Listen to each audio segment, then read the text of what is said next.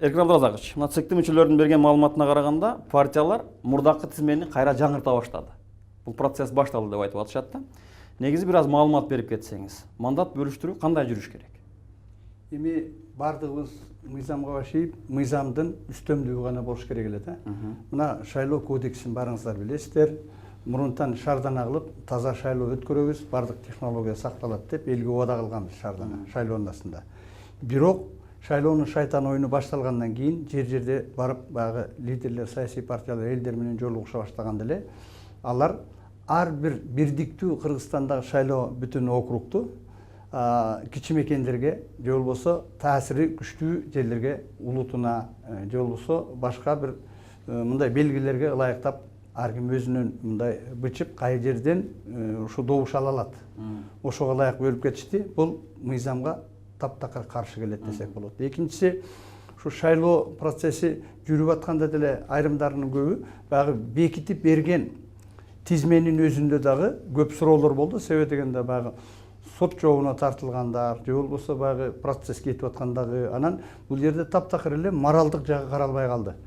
Көз көрүнө мурунку баягы ар кандай жаман иштерге аралашкан жетекчилер, же болбосо мурун мамлекеттик чоң кызматтарда иштеп туруп, ошол элдин ишенимин аткарбаган кишилерди болбой эле зордуктап тизмеге салып койгондугу бул албетте өкүндүрөт. Анан көбүрөөк ушул бул жолу деле баягы фонд түзгөндө акча маселеси дагы биринчи орунга жылып кетти. Аны бардыгыбыз эле көрдүк. Себеби дегенде, эгерде акча каражаты чечилбесе, шайлоо процесси өтө кымбат нерсе. Муну ишке алып ашылып кетүү да мүмкүн эмес. Ошондуктан бул 3 фактор тең ойноп кетти дейм да. Рахмат, Эркин Абдыразакович. Афиналаныч, мына ушул суроону эле сизге бир аз өңүтүн сизге буруп бергим келип атат. Азыр мынакей, мыйзамда негизи, мыйзамда кандай болуш керек? Тизме бекитилди, ошого жараша орундалыш керек мандат, туурабы? Ал эми партиялар, бир аз тактоо киргизип кетсем дейм да. Алар айтып атышат, добушту бергениңерге, алган добушуңарга жараша мандат беребиз дейт. Ошого кандай карайсыз? Эми мен сөздү башынан баштайын. Бул чындап эле шайлоонун башында эле белгилүү болгон. Партиялардын канчалык голос алышы ошол партиянын лидери дайыма ал уткурбайт да. Бүтүн түшкөн голос аныкы. Ким кайсы жерден алат, ал баары бир. Азыр мисалы мына Эркин Абдыразакович айткандай, адамдар бир жерден барып бир айылдын, бир жерден ушу адамдарды колдонушуп булар. Ошол добуштарды алып алышты. Эми ал жердеги жердеги уруунун бири-бирине карама-каршылыгы, туугандын карама-каршылыгы алардын башын эч козгогон жок. Мына сен мына 20-чысын деп туруп келип, мисалы ошолор добушту алды, канчалык алды? Аз алды, көп алды, партия күйбөйт. Чоң партия күйбөйт. Мисалы партиянын лидери. А берки частный өзү бир жалгыз кандидат күйүшүп атат да. Ошол кызык болуп атат. Азыр эми бири-бирине өткөрүшүп, мондай кылышып атат, эми ал башка маселе. Бирок мен кошуламын.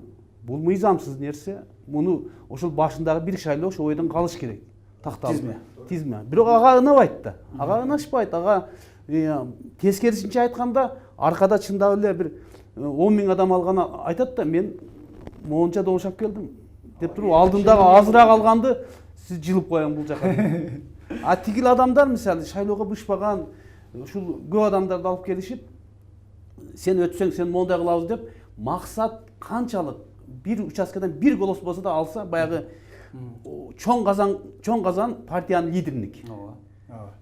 А берки адамдардыкы алардыкы эмес ал. Ал каалаган чакат. Эми өзүңөр чечип алгыла дейт болбосо. Соттошуп алгыла дейт. Туура айтасыз. Бирок партиялардын лидерлерине добуш түштү деп айтып атабыз да, бирок эсиңиздерде болсо 2010-жылы биринчи орунда келген партиялардын эң чоң көйгөйү да ушул болгон да, лидерлердин көйгөйү да ушул болгон. Эсиңизде барбы? Анткени ушул баш ооруга айланбайбы? Азыр жанагы атка мине электе ээрге кыйшык олтур дегендей болбойбу деген суроону койгум келип атат да, Эркин Абдыразакович. Эми мына Арбиновичтин айтканына мен толук кошулат элем. Бул көйгөй башынан келаткан, уже экинчи жолу дагы кайталап атабыз да. Себеби дегенде жалпы куржунга, капилкага келип түштү добуштар. Демек бул партиянын лидеринин диктаты, же болбосо өзүнүн кандай кааласа мен сага берем, бербейм деген маселе чыгып атат. Бирок баягы бекитилген тизмедеги көбүн айтат да, алдын ала баягы джентльмен соглашение кылып койгонбуз деп кээ бир ачык эле айтып ишти да. Ал эмне экен? Көрсө булар эгерде албай калсам, мен таарынбай арыз жазып чыгып кете берем дегенди алдын ала жаздырып коюп тур. Бул да мыйсамыз. Ал тигини зордуктап атпайбы, анын укугун тебелеп тепсеп атат. Бирок сиз айткандай эле мына көбү акча каражатын көп коротуп алып, бирок арткы тизмеде болуп кала турган болсо, лидерлер өтпөй калса, астыга жылып коюңуз деп айткандай, бул чыр чатактуу сөзсүз алып келет.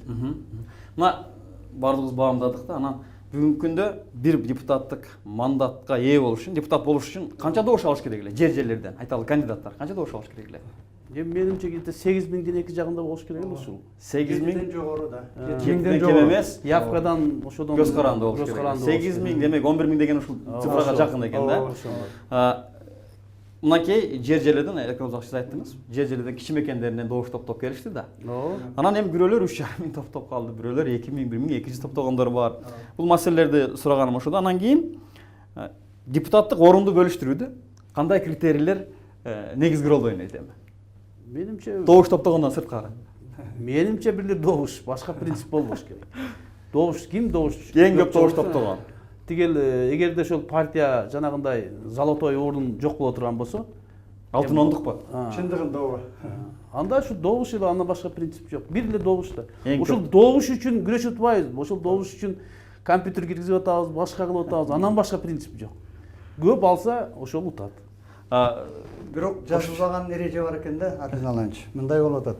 Бул жерде жанагы айрым партиялардын атын айтпай эле коелу. Биз профессионалбыз деп жалаң дөшаларды алдыңкы орундарга киргизип алышканда, ал негизинен кыдырып канча кызмат кылып, мурун ысык суугуна күйгөн партиялаштарынын жалпы добушун алып келсек казынасынан, жанагы лидерибиз же болбосо биз профессионалдарбыз деген канчалык деңгээлде добуш алды.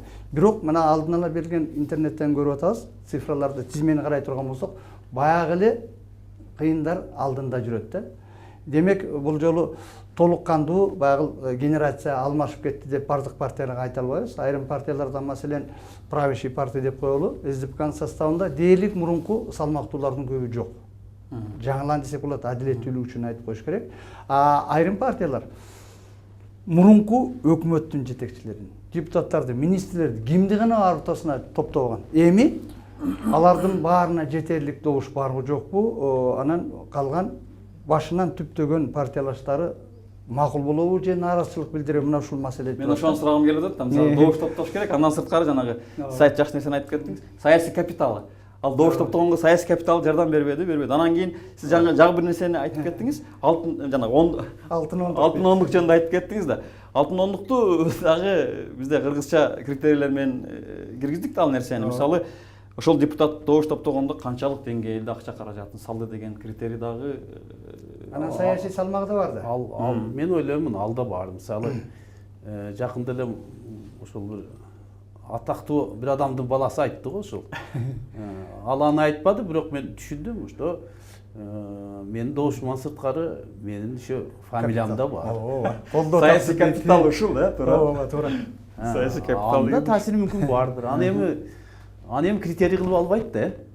Жок, аны жазып же болбосо доказать этиш кыйын да. Кыйын. Маселен, айрым жерге барганда кээ бир ушундай элге белгилүү кишилерди алып барышты. Анан дагы бир добуш топтоонун кээ бир кишилердин өзүнүн акчасына же болбосо анын значок тагынып келген зыңгыраган жипке минип келгенине берген жок добушту. Артисттерди көбүрөөк топтошту, кээ бир таасирдүү тууган уруктарын топтошту. Анан мындай асмандагы айды алып берем дегенге жакыныраак бир ушундуктуу обещаниялер берди. Мен ойлойм, муну коомдук мониторингке коюш керек да. Кийин Кудай буйрса 3-4 ай дагы өтөт, ошондо отчетун сураш керек деп ойлойм. Бул жааттагы суроолорду жыйынтыкташ үчүн бир суроону берейин акыркысы мынакей мен. Айталы, Марат Султанов Бир Бол партиясына тизмени карасам бүгүн ал 59-орунда экен. 59-орунда экен да. Анан бул партия 12 мандатка ээ болду. 12 мандатка демек ал 59-орундан жок дегенде 12-орунга жылыш керек да. Добушту көп алган болсо шаардан. Мына ушул процедура кандай болот деп сурагым келип атат да. Бул процедура кандай каралган негизи? Эми Арфин Аланович туура айтты. Бул партиянын лидеринин жеке менчигине айланып калган диктатураны эле түзсөк болот. Бул менин партиям деп айтып атышат. Коллективный түзүлүп келген партийный строительствонун маданиятынын жоктугу, экинчиси мыйзамды аттап өтүүгө Кыргызстанга жол берсе боло берет экен да. Мунун өзү туура эмес деп ойлойм. Себеби дегенде шайлоо кодекси жөнүндө мыйзам турат. Ошону сыйлаш керек, аткарыш керек. Анан Центр избиркомдо көбүрөөк алешемдик кылып, көбүнчө макул боло турган позицияны мындай катуу туруп болбойт деп айтып кете албай эле бири чыгып бирди айтат, бири чыгып бирди айтат. Мыйзам турат, ошону сыйлаш керек да. Партиянын лидерлерин дагы партиянын келечеги үчүн, ошол партиянын ушул саясий элита, элдин жоопкерчилигин алгандан кийин алар дагы мыйзамды сыйласын да. Ошого жете албай атабыз да. Мен жеке оюмча башка эч кандай критерий болбош керек. Партиялык тизмени башында бекитип бердиби? Ким кандай ролду ойноду, аны ички өздөрү чечишип алышсын. Бирок элге жарыяланып калган тизмеден кийин дагы мындай оюндарды ойногон өзү бул Кыргыз республикасында шайлоо маданияты толук кандуу мыйзам негизинде өтпөйт экендиги мнение калып калышы мүмкүн да. Ошон үчүн бир жолу саясий эркти кылып туруп ушул шайлоо кодексин сыйлап койсок жакшы болот эле. Кандай дейсиз? Мен да ушуга кошулам. Эми бирок мына мурдагы одномандатный округтун ошонун принциптери калып калып атат да. Биз одновременно партийный системага кирип кеттик. А бирок одномандаттын маңызы ошол бойдон калып атат да. Ошон үчүн жанакы голос алган, бул жерде жанакы партийный принцип, мына бизден 12 адам өтсө болду да деген ой жок да. Жок, мен өзүм дешип атат. Ошол сакталып калды. Мисал келтиргеним, жоопторуңуздарга рахмат. Мисал келтиргеним ал 59-орундан 12-ке жыл үчүн 59 менен 12-нин ортосундагы депутаттардын баары кетиш керек экен. Ооба, макулдугун бериш керек. болбой бериш керек. Ушундай татаал проблема болуп калыптыр деп айтам да.